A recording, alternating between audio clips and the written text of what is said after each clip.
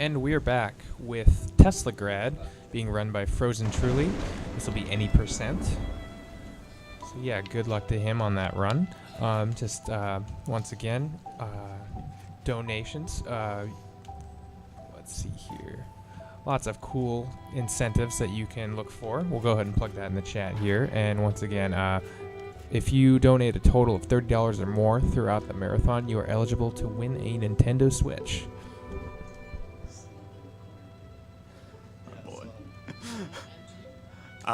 So I'm Frozentrually. This is Teslagrad.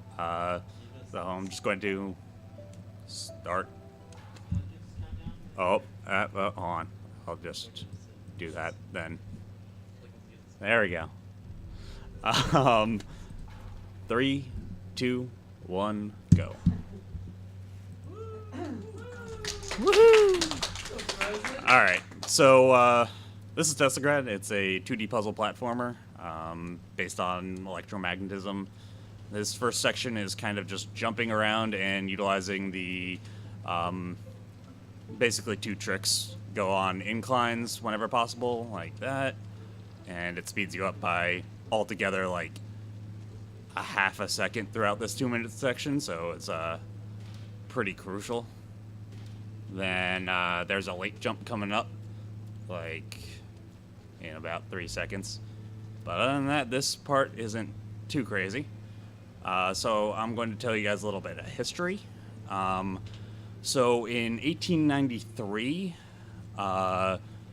Pepsi was created by Caleb Bradham, and it was originally supposed to be intended to aid digestion and create a cool, refreshing drink that can be used at any time to quench people's thirsts, which is still used today for that same exact purpose. So I would suggest going out and buying yourself an ice-cold, refreshing Pepsi.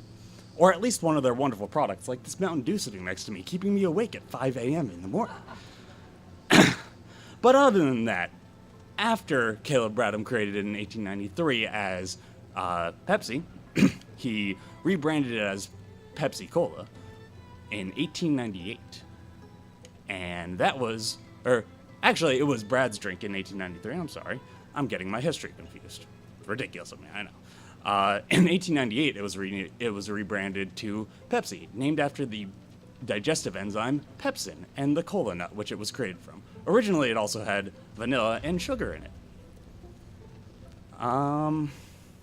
What other fun facts can I tell you about the history of Pepsi? Because I know everybody is interested about Pepsi at 5 a.m. in the morning. Well, could talk about some of their wonderful marketing strategies, such as the Pepsi Challenge. Yeah, some of you may have heard of it. In the 70s, I believe it was, there was a blind taste test between Pepsi and Coke, and Pepsi won decidedly so, repeatedly, because it's just a superior drink, and I don't know why you would ever have that C word ever, so don't drink it. Anyway, I should probably explain some more of the game now because I'm into actual gameplay. So these are the magnets right here. I just charged myself with the blue magnetism and didn't jump up there. But anyway, these little guys down there are robot spiders, and they charge other things with electricity. There are 2 poles, red and blue. You can think of it as magnets. So one is positive, one is negative, opposites attract, similar ones repel. I just picked up the gloves, which allow me to actually magnetize items. That'll be coming up in about a half second right here. So you'll see right here, I'll charge that to blue, blue to red, blue to red, red to blue, red to blue. Nice and simple. That's how magnets work. You should probably learn from ICP and remember how they work, I guess. I don't know. So I'm going to continue on this path and continuing basically the tutorial of how this works. Levitate this up real quick so I can jump up there. This next section coming up is actually a little bit more intensive. There is, as long as I actually navigate this properly, which I think I did. Close enough. I would get past that spider without touching it, but at least I didn't die to it. So magnetize that little grub, and that allows that to repel up to the blue ones. So right now it's basic, simple platforming with the magnets. Going to come up to the first boss really soon. He's a wonderful little guy. He likes to eat things like Frito-Lay products, which is a great PepsiCo brand, by the way. Also, there are wonderful products such as Quaker, Tropicana, and Gatorade. Those are also amazing brands that you should really try out. Has nothing to do with actually, it's completely owned by PepsiCo. But they're all great products, such as Aunt Jemima. If you're looking to have some breakfast at 5 a.m. in the morning, you should have yourself some Aunt Jemima pancakes with the great syrup. It's the leading brand in breakfast condiments. And I don't know. Anyway, this is the first boss, Furnace. We are going to... He's a garbage disposal monster, and we're going to make him eat garbage, and he'll explode. Which makes a lot of sense, I guess, but I'm not actually positive on why it kills him. I think it's the velocity, because magnets, and... Yeah, that's where I side with ICP, and I don't know where they work. So I'm going to continue repelling them into his mouth. It's a basic 3-phase boss. We have to do this 3 times in 3 different phases where the conveyor belt down here keeps on speeding up. So one more time after this, just have to avoid the lovely fire.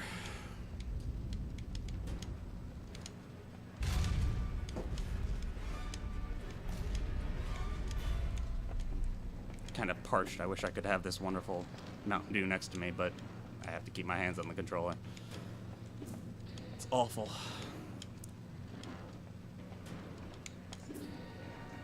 Alright, and there we go. That's the first boss. He's nice and simple. Actually, all the bosses are relatively simple. Mostly due to different tricks. So we'll be coming up on the second item of the game, which are the blink boots. They allow you to blink. I'll do a pause buffer here so that I can actually jump. So as you see, they allow me to blink. They are the biggest game-breaking thing in this run. They will allow us to do something called EBH, Extended Blink Hitbox. So every time I blink, you can see a little figure, if you look really closely, where I had blinked from. That allows the game to detect where you have been and allow you, basically creates a path from that to wherever you blinked to, allowing you to trigger different collections of the different scrolls in the game, or or the checkpoints.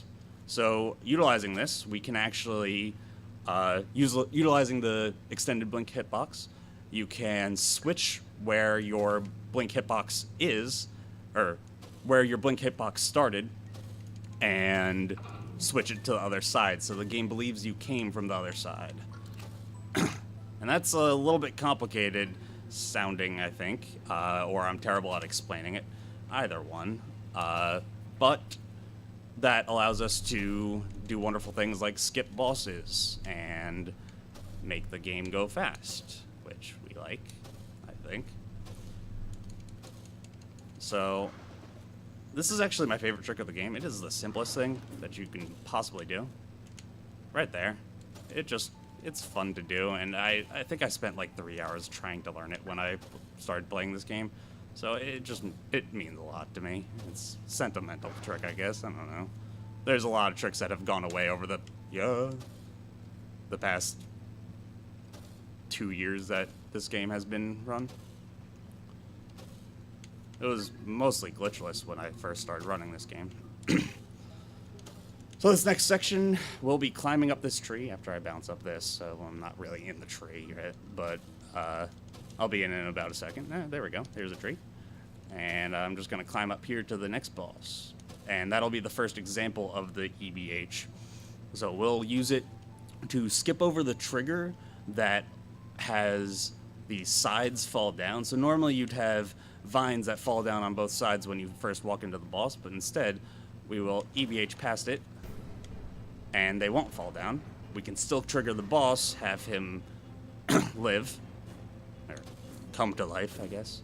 And we have to EVH again so they don't fall down on the other side, and we just skip past that boss to collect the third item of the game, which is the cloak. It allows us to magnetize ourselves, and yeah, it magnetizes ourselves into different fields. That's all it does.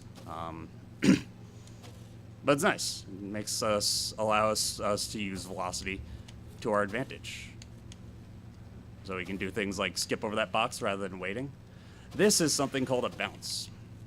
It allows us to take an object, like these little scrap pieces, and if we blink at a certain angle, it will allow us to use that momentum of the blink to go up, if I could do it. I can't do it right now. Like that. And we can go up into this little alcove, skip over in a factory section. Need to just clip. Need to clip. There we go. And we're in there. Oh, thank you. That was wonderful. I enjoyed that. So this is the bull skip. I do dumb things and just kind of jump over it. A lot of people do a little pause, and it really doesn't save any time to do that pause, or to not do the pause like I do, but style points and everything.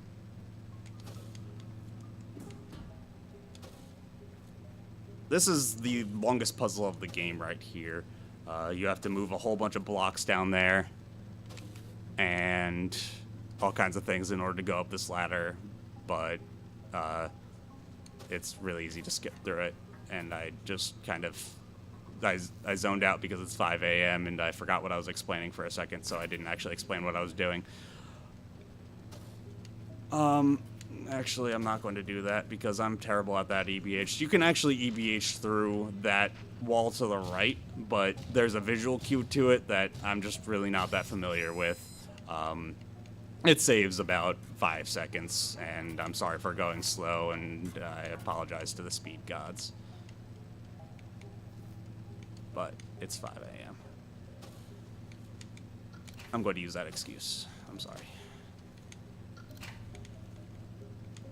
We'll be coming up to the third boss of the game, Oleg, and we're going to use the cloak to magnetize ourselves and have him shoot his magnetic bullets back into his face. Normally, you will see there will be a number of switches that we would be able to utilize if we were doing the boss properly, but instead we'll just stand in a very specific spot so that we are able to shoot things into his mouth. Like that. So normally you would have to go upstairs, and that would lower the gates on the left and right of him, and it would make it very, very easy and not very precise. So originally, these first two are very set in stone, what the colors will be. The third one is not. So we're going to pause buffer.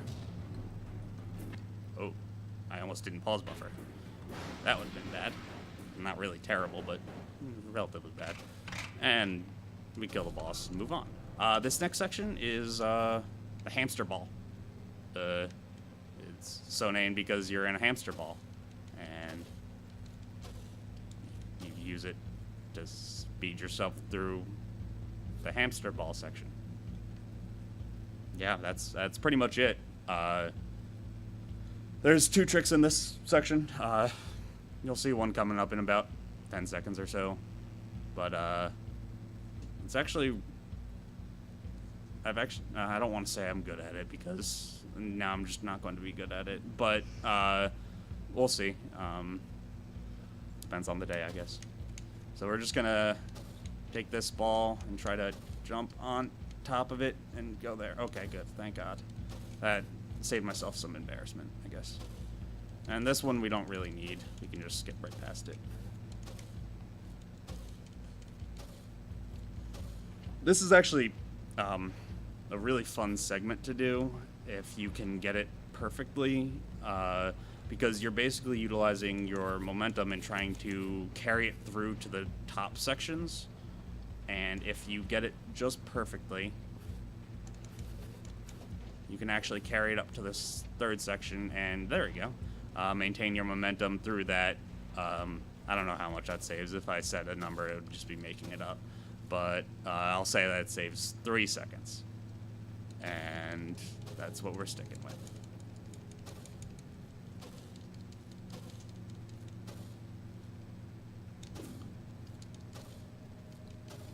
So, other fun facts about Pepsi, of course, would be, I actually don't know if I can think of any right now. Could tell you some of our wonderful brands, but I think I already covered the really unknown ones like Rice-A-Roni. Did I cover that one? I don't even know. All right, cool. I didn't cover Rice-A-Roni. Yeah, Rice-A-Roni. So I covered it now. So Hamburger Helper, that's another one. That's a good one. People don't know that PepsiCo owns most of the world, so drink it and eat it. It's wonderful. Support my livelihood as Pepsi man. Oh, I haven't introduced you to Richard yet. This guy right here, he's Richard. We call him Richard because he's a dick. He slows down the entire game, and he is not nice. We're just waiting here while I talk about Pepsi products and wonderful, delicious things. Oh, speaking of which, I'm actually quite thirsty. Wonderful. All right. Now I can continue on. That was actually relatively good timing.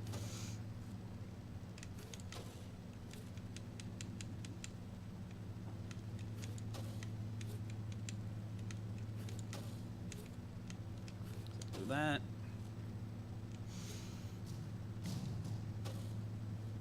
So I'm going to be coming up on a section, electric ball maze. Not this one. This is different than the electric ball maze. But this next section right out here, a lot of people struggle on this, and when people talk about this game being difficult at all, they usually refer to this. So coming up, we're right up after we finish this, we're going to utilize our momentum and try to clip through a ceiling. And okay, cool. Well, we did that. It's nice. We're going to save and quit so that we can appear above it. And yeah. Now we have to climb the tower. When I first played this game, actually, I thought that the tower was the ending of the game because you collect a staff at the top. And after you do that, it cinematically zooms in against the sky, and it feels like an ending. So I just left it there. And the game never ended.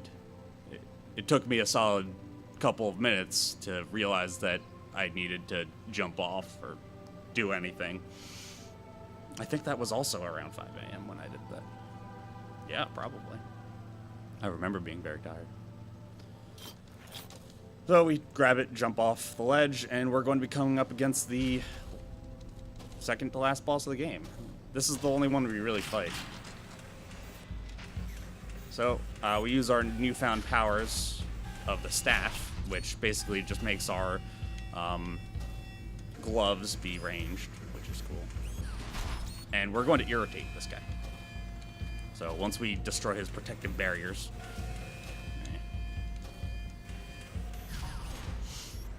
we're going to let him shoot a gigantic laser beam around. I'm gonna mess around down here. It's fun.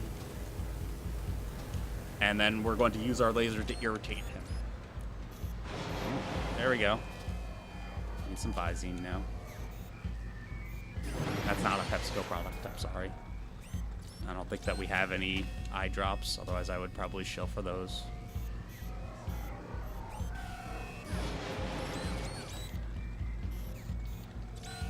Again, standard 3 phases. Have to hit him 3 times and then he falls, which also looks like an ending, but then he shoots you, and I fell for that again And I sometimes do it even in runs. It's a bad habit. Chases you around, tries to shoot you 3 times, and then he's irritated himself enough.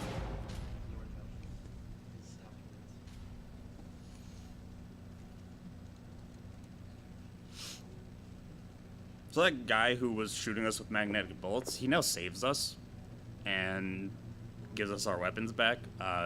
Apparently, once you fall, he is off to the side, and he's apparently contemplating his life, and decides to help you instead. Yeah, so we're gonna EBH through that, because normally you have to collect 15 scrolls in order to get through that door, but we didn't do that. So we just set our checkpoint to the left of that and continue on.